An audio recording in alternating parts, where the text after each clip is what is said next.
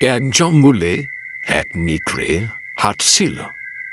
হঠাৎ করে সে মাংস খেতে গিয়ে তার গলায় মাংসের হাড় আটকে গেল।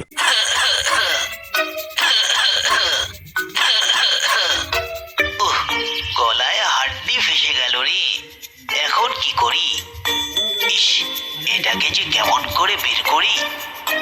একা একা তো কিছুতেই বার করতে পারছি না, কারো সাহায্য নিতে হবে। একটু খুঁজে দেখি, যদি কাউকে খুঁজে পাই তাকে বলবো বের করে দিতে। নেকড়ে চলতে শুরু করলো। কিছুক্ষণ চলার পর সে দেখতে পেল একটি বানর গাছের আগায় বসে আছে। নেকড়ে বানরকে বলল, ও বানর ভাই, তোমার একটু সাহায্য প্রয়োজন। তুমি তো আমার পুরনো বন্ধু। বন্ধু, আমার গলায় একটা হাড্ডি ফেসে গেছে, ভীষণ ব্যথা করছে। তোমার তো লম্বা হাত, একটু বের করে দাও না ভাই।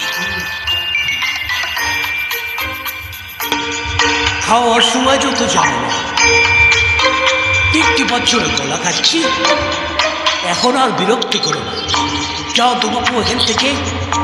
নেকড়ে মন খারাপ করে জঙ্গলের মাঝে রাস্তা দিয়ে হাঁটছিল।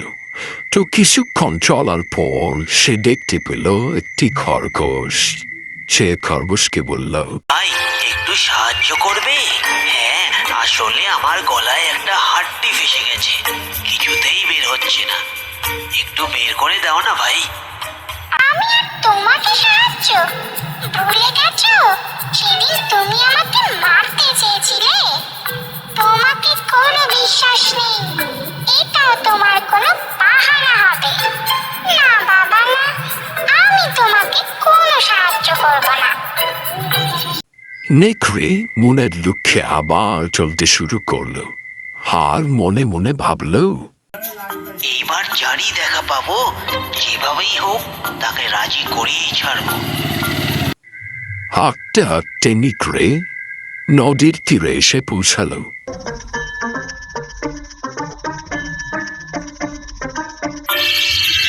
সেখানে একটি বক মাছ ধরছিল। বকের লম্বা ঠোঁট দেখে নেকড়ে অনেক খুশি হয়ে গেল। আরে, এতক্ষণে আসল লোকের দেখা পেয়েছি। বকের তো বিশাল লম্বা ঠোঁট, এ খুব সহজেই আমার গলা থেকে হাড্ডি বের করে দেবে। একে যেভাবেই হোক রাজি করাতেই হবে। এই ভেবে নেকড়ে বকের কাছে গিয়ে বলল, কি সুন্দর দিন না আজকে। জানো ভাই, এই নদীতে না অনেক মাছ আছে। তুমি একা পরিশ্রম করছো, তুমি চাইলে মাছ খুঁজতে আমি তোমাকে সাহায্য করতে পারি। তুমি আমাকে সাহায্য করবে? নেকড়েরা ভীষণ চালাক হয়। বিনা কারণে তুমি আমাকে সাহায্য করতে চাইছো? এর পিছনে নিশ্চয়ই কোনো মতলব আছে। না না ভাই, তুমি আমাকে ভুল বুঝছো। আমি সত্যি তোমাকে সাহায্য করতে চাই, কিন্তু একটা সমস্যা আছে ভাই। আসলে আমার গলায় একটা হাড় ফেসে গেছে। ও, এইটুকু ব্যাপার? এই তো কোনো ব্যাপারই না আমার কাছে, আমি এক্ষুনি বের করে দিচ্ছি। বক তার লম্বা ঠোঁট টুকিয়ে নেকড়ের গলা থেকে হাড়টি বের করে আনল।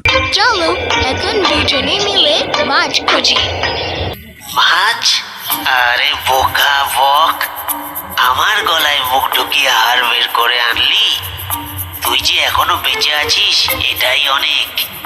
তোকে যে মেরে ফেলিনি এটা তোর ভাগ্য।